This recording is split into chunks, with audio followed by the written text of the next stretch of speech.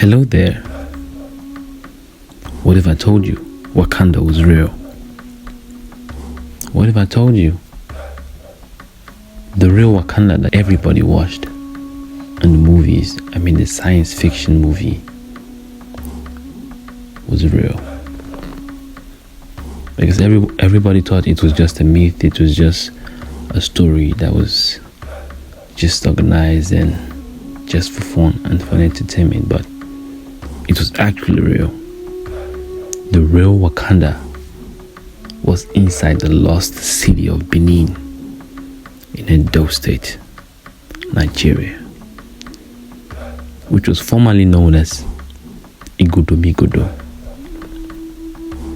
This is a story of the real Wakanda inside the lost city of Benin. The capital of Africa's Benin Empire astonished Europeans with its beauty. So why is there nothing left? Big question, right? Don't worry, we'll get to it. The Great Benin, where the king resides, is larger than Lisbon. What? Wrote Portuguese ship captain Lorenzo Pinto in 1691. He added, the houses are large, especially that of the king, which is richly decorated and has fine columns. The city is wealthy and is industrious. It is so well governed that theft is unknown, and the people live in such security that they have no doors to their houses. What? Located in the depths of the jungle but connected to other African kingdoms and the Atlantic Ocean by the Niger River, Great Benin City was the imperial capital of the empire that at its peak stretched from Lagos in the west to beyond the Niger in the east, an area that equates to approximately 1/5 of modern-day Nigeria. Benin made contact with Europeans in the 1480s. Dutch merchants arrived 100 years later, and over next 200 years, most traders came from England, France, Germany, and Spain. They all returned home with amazing stories. But today, if you mention the Benin Empire to a Westerner, even someone from Portugal, which maintained regular contact with the kingdom for 400 years, they are likely to stare at you blankly.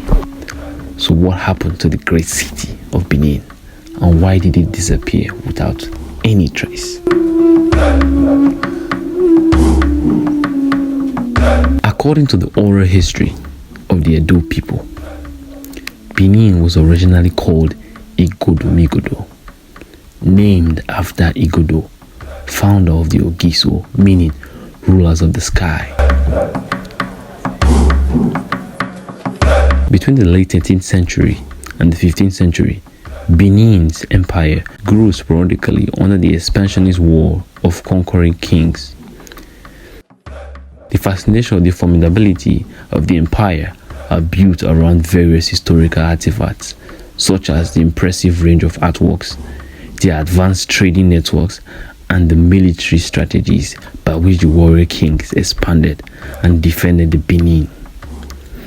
Benin had a large army of well-trained and disciplined soldiers, and the king was the supreme ruling authority over them. Obaeware the First, who reigned between about 1440 and 1473, is largely credited with the transformation of the kingdom into a modern state structure. He reorganized the political structure through reforms that minimized the uneasy relationship between the Oba and the chiefs, and it enabled him to monopolize military power, with the latter factor being responsible for his imperialist expansion. He is also noted for prompting acts and artifact production, namely the bronze casting, ivory wood that Benin would be known for around the world today. The craftsmen produce a distinct style that includes heads, figurines, brass plaques, and other items of royal adornments. Artistry was used to celebrate royal omnipotence and to legitimize the king's power and glory. As the Oba was believed to embody the country and its continuity, art was used to communicate his divinity and possibly to also subjectify his people who really saw or had access to him, as he was believed to be a divine being. Oba Eware was also associated with architectural innovation, city planning, grand festivals, and the introduction of royal beads. He built on the effort of Oba Ogwola and completed the first and second moats, a network of ramparts that walled the city against external aggressors. The moat was an impressive part of the national defense, covering roughly 16,000 kilometers and enclosing 6,500 square kilometers of community land. It was built over the course of 6 centuries, and it was a work of pre-mechanical engineering marvel.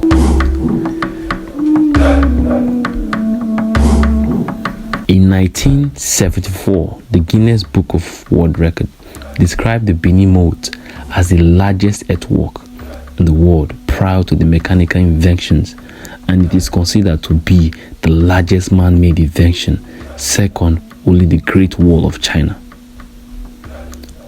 Oba Ogwola was also believed to be the one who first sent his craftsman Iguahe to Ife to learn the art of bronze casting.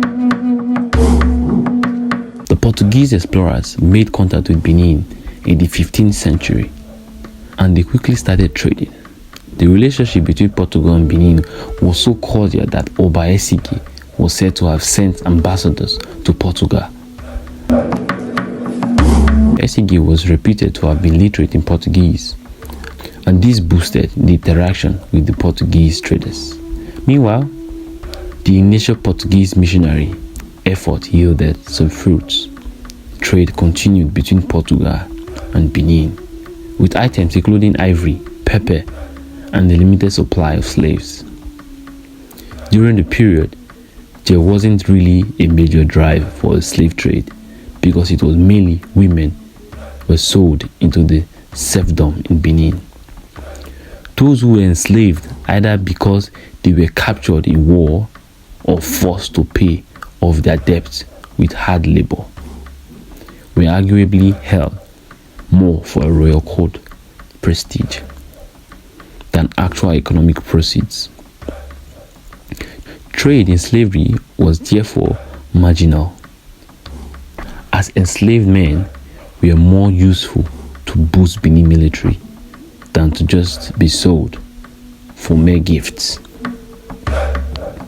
Benin was enjoying such an economical and military high that they didn't need the proceeds from an Atlantic slave trade. It's also worth noting that Benin's relationship with the Europeans went beyond trading goods to warfare, machinery, services.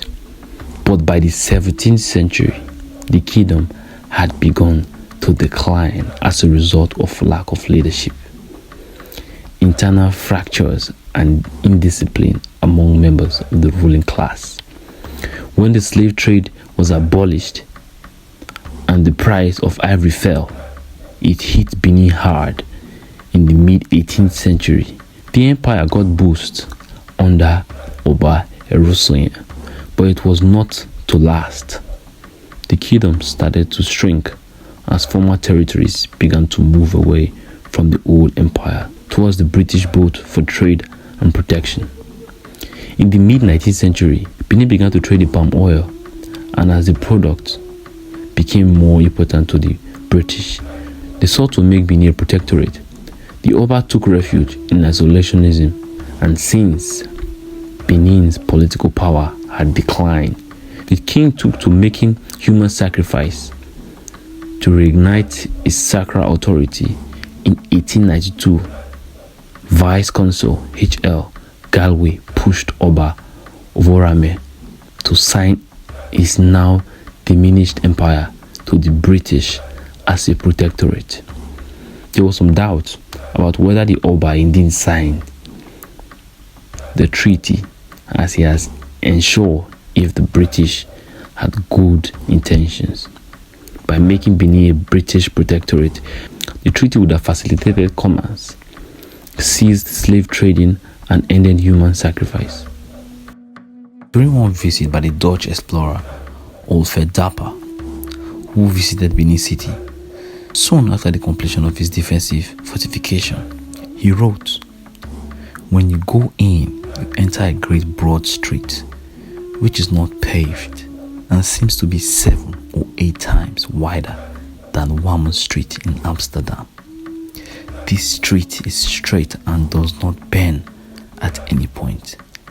It is thought to be 4 miles long. And the gate where I went in on horseback, there was a very big wall, very thick and made of earth, with a very deep and broad ditch outside it. And outside this gate, there is also a big suburb. Inside the gates and along the great street I just mentioned, you see many other great streets on either side, and these are also straight and do not bend. The houses in this town are in good order, one placed evenly closed with its neighbor, just as the places in Holland stand." He was amazed with what he saw, and when he went back, he told the great story to his people.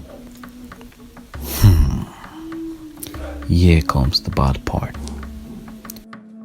But sadly, the grandeur and much of the history Benin City had for Edo region was lost when the British state's culture. These claims are heavily criticized as simply fictitious, for the largely due to the influence of the Oba Ewari 11th, Oba of Benin, and the first Oba of the Benin Empire. So you see, guys, the movie Wakanda got its origin from Nigeria, Edo State, Benin City to be more precise, which was formerly called Igodomigodo. So that's it. Please don't forget to like, subscribe, leave a comment down below.